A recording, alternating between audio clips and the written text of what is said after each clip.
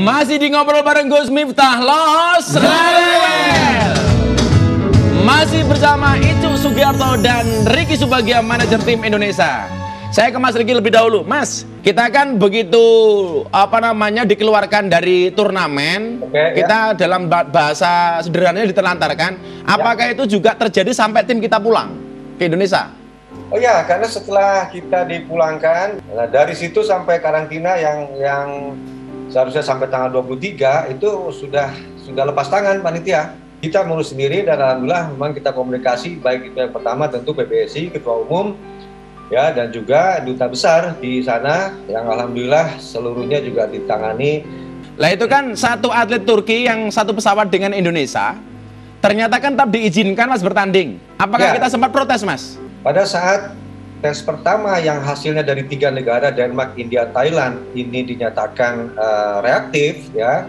Nah, mereka tes ulang, satu kejanggalan, karena kebetulan tim Thailand itu satu lantai dengan kita di hotel, ya. Kita tahu persis bahwa bagaimana mereka tes kedua hanya diberikan alat saja, hanya diberikan kit, dan tanpa didampingi oleh tim medis daripada panitia. Itu kan juga tidak boleh sebetulnya, ya, dan kita tidak tahu hasilnya seperti itu, seperti apa, tetapi panitia menyatakan clear semua setelah hasil kedua dan bisa dinyatakan main. Jadi itu juga pertanyaan, kenapa tidak didampingi tim medis, ya. Yang kedua, pertanyaan tadi atlet Turki, ini saya rasa memang satu pesawat dan mereka main, ya, tetapi karena berita Indonesia diperlakukan seperti itu heboh, ya, rame, sehingga di hari kedua baru ditarik atlet Turki ini. Jadi saya rasa ini juga salah satu yang kita pertanyakan ya ke panitia, di mana memang mereka tim atau atlet putih ini berlanjut bertanding sampai dengan hari esok, tetapi karena berita rame ini langsung panitia menarik atlet dari Turki ini. Gus. Mas Ricky, ini di studio juga ada Mas Icuk. Barangkali Mas Icuk ada yang mau disampaikan kepada Mas Ricky, Mas Icuk. Silakan, Mas Icuk. Ya, Mas Ricky. Bagaimana Mas Ricky kondisi pada saat atlet-atlet menerima email dari NHS sendiri, yang dimana mereka tentu saja mereka kaget karena di sini dari apa yang disampaikan oleh Mas Ricky tadi, saya melihat ada satu kebijakan yang seharusnya tidak perlu terjadi sampai harus pada akhirnya mengecewakan seluruh atlet kita, yaitu seharusnya ada komunikasi yang baik antara panitia All England dengan NHS sendiri. Ya, yang pertama tentu apa yang kita sampaikan, sebetulnya panitia ini tidak bisa berbuat banyak, tidak bisa berbuat apa-apa selain menyerahkan ini keputusan NHS dan itu government, karena itu memang cukup berat aturan-aturan atau sanksi-sanksi yang kalau kita melanggar, ya. Nah, pertanyaan kita pun artinya kita tidak akan melanggar aturan NHS, tetapi apa yang terjadi di sana yang tadi saya sampaikan, itu kita 5 hari sudah berinteraksi dengan tim atau negara-negara lain, ya, hal-hal kejanggalan tadi juga kita sampaikan. Nah, harapannya tentu baik panitia All England dan juga BWF, kalaupun memang masih berharap tim Indonesia ikut serta di dalam pertandingan All England ini, seharusnya mereka fight untuk bagaimana dia menyampaikan hal-hal seperti ini ke NHS. Gus? Ini kan BWF sempat mengirimkan surat permintaan maaf nih. Saya lihat dulu suratnya seperti ini. Nah ini, atas nama seluruh jajaran BWF, saya menyampaikan permohonan maaf kepada Presiden, Menpora, dan rakyat Indonesia. Respon Mas Ricky terhadap surat ini? Ya, kalau saya pribadi ini pun kan di akhir, ya, artinya setelah begitu luar biasa respon dari seluruh masyarakat Indonesia, pecinta bulu tangkis, seluruh merespon kejadian seperti ini. Nah, ini akhirnya ada satu permintaan maaf dari BWF. Ini sangat-sangat terlambat dan seharusnya juga BWF untuk backup kita, karena kita bagian daripada BWF itu sendiri, ya. Nah, ini tidak terjadi. Permintaan maaf ini kan di belakang setelah ini terjadi semua, ya, tanpa ada klarifikasi lain. Bahkan selayaknya juga kita bisa menuntut BWF, ya, ganti rugi, ya, tim Indonesia keberangkatan. Tapi ini proses nanti setelah ini mungkin, ya. Oke. Tapi saya pikir ini juga layak para atlet karena begitu luar biasa kekecewaan, marahnya, kesalnya tim Indonesia seperti mimpi.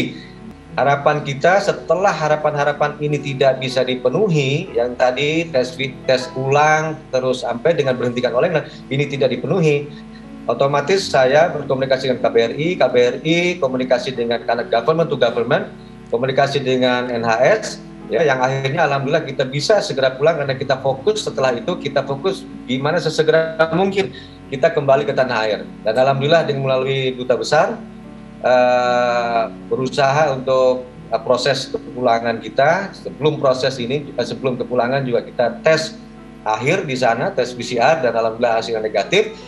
Oke Mas, sebelum dilanjutkan saya ada pernyataan nih dari atlet kita ini, Mas Markus Gideon. Ini kita lihat.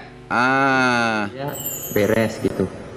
Maksudnya biar ada pertanggungjawabannya gimana gitu. Kemarin kan benar-benar terlihat banget ketidakadilannya menurut saya dan menurut teman-teman semua lah.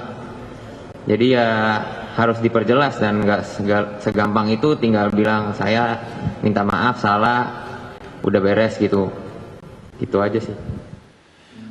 Mas Riki, kalau kita saksikan pernyataan tadi itu, artinya BWF tidak bergerak secara aktif menjalankan perannya untuk melindungi atletnya. Pandangan Mas Riki? Harapan kita tentu kalau memang Indonesia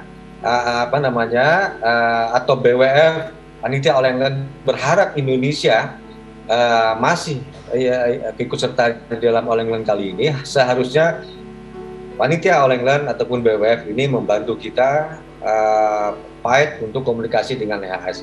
Tapi faktanya tidak terjadi karena dianggap memang NHS ini sudah kewenangan daripada negara, yang akhirnya kita pun komunikasi antara government to government melalui KBRI. Seperti itu, Gus. Oke, sekarang ke Mas Icu sebentar. Mas Icu, ini kan BWF sudah minta maaf. Iya. Menurut Mas Icu sudah cukupkah permintaan maaf itu? Ya, kalau saya melihat permintaan maaf ini memang terus terang sama seperti kayak Mas Riki tadi sampaikan, memang kalau permintaannya maafnya sudah selesai event itu, akan menjadi tidak ada gunanya buat atlet. Dan sangat terlambat, ya, Mas ya? Seharusnya BWF sendiri pada saat situasi seperti itu harusnya berperan aktif. Dan juga BWF sendiri seharusnya juga sudah menyiapkan satu regulasi-regulasi kalau ada terkait dengan ini, terkait dengan permasalahan kondisi pandemi seperti sekarang ini. Nah, menurut Mas Icu, ini kan BWF terlihat tak mampu melindungi sehingga mengorbankan tim Indonesia.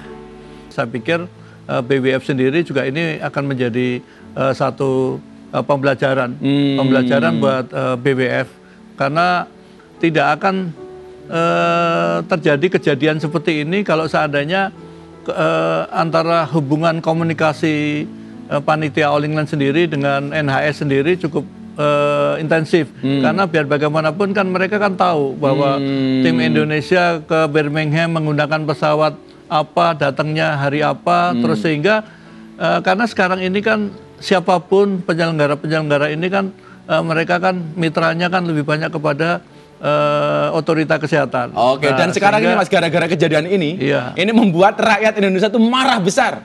Bahkan akun official BWF banyak diisi komentar yang mengungkapkan kekecewaannya pada Federasi Bulu Tangkis Dunia. Kita lihat Mas, salah satunya ini kita lihat. Nih, tuh kan, BWF terburuk. Wah, ngaku salah tapi hanya minta maaf. Wah, kalau itu suami juga begitu. Mas, ini kan karena banyak diserang netizen dan BWF official kini membatasi komentarnya, Mas. Dan akun England official bahkan sudah tidak ditemukan lagi di Instagram.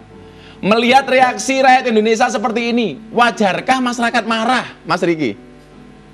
Ya, saya rasa wajar karena Indonesia atau bulu tangkis di Indonesia ini kan salah satu cabang olahraga yang menorehkan prestasi yang luar biasa dalam sejarahnya.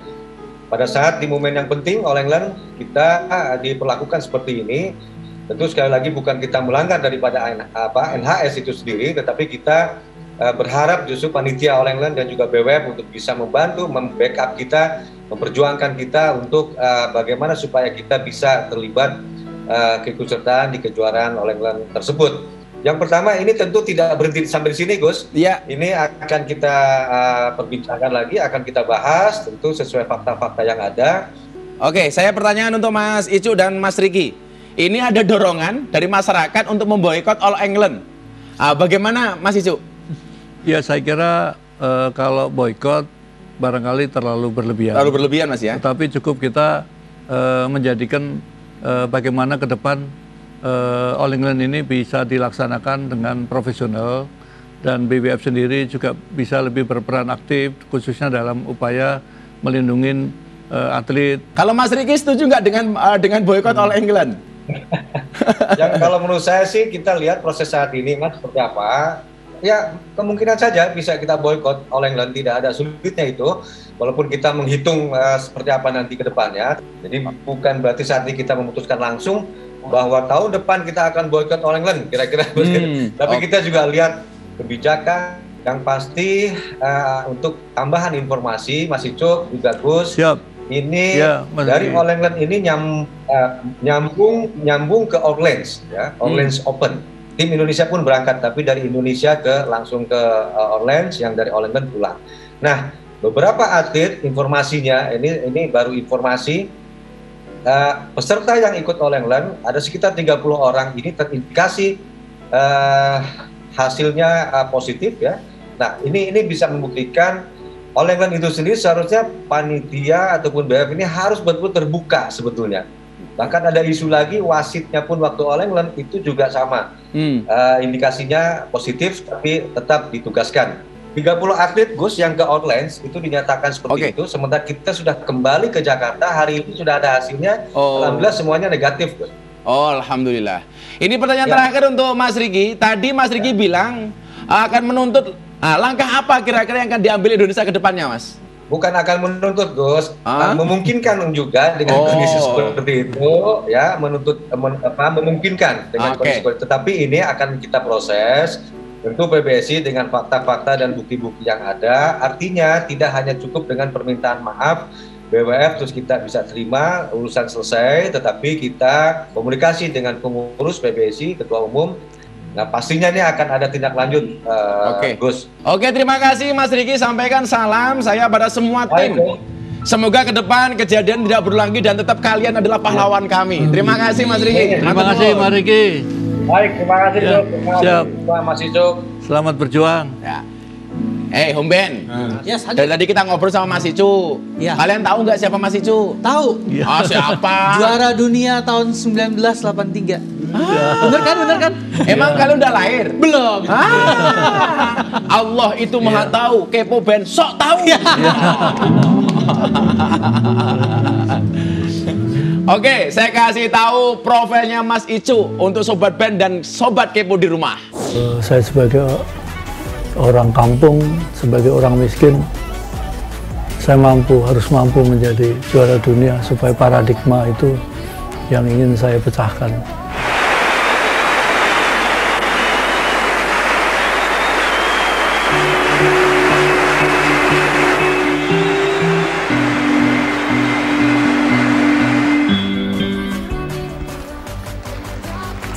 Nggak pernah menanyakan kepada negara apa yang bisa diberikan ke saya, tapi selalu saya tekankan kepada diri saya apa yang akan saya berikan ke negara ini. Mas, kita lihat video, kan dari tadi kita ngomongin All England terus ya. Siap. Saya punya satu video ini Mas, All England Classic ini kayaknya nih. Kita lihat videonya. Nih dia Mas. Masih ingat Mas Icu, ini momen apa ini Mas? Ini pas saya final dengan Morten Frost. Oh, ini musuh bebuyutan Mas ya? Iya.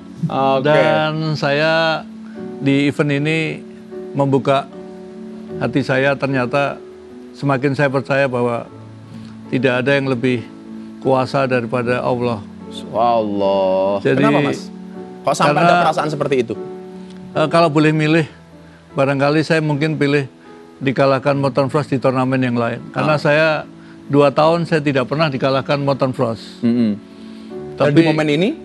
Dan di momen ini saya 5 hari sebelum saya final ini saya dikasih cobaan ligamen saya robek di Swedia. Oh, jadi faktornya karena itu Mas ya? Iya, jadi saya di final Swedia tidak ada saya main sehingga dijadikan eksibisi. Tetapi saya harus menghadapi antara saya meneruskan main All England atau tidak. Karena pada saat saya latihan di Hall C Senayan, kelingking di samping saya itu patah.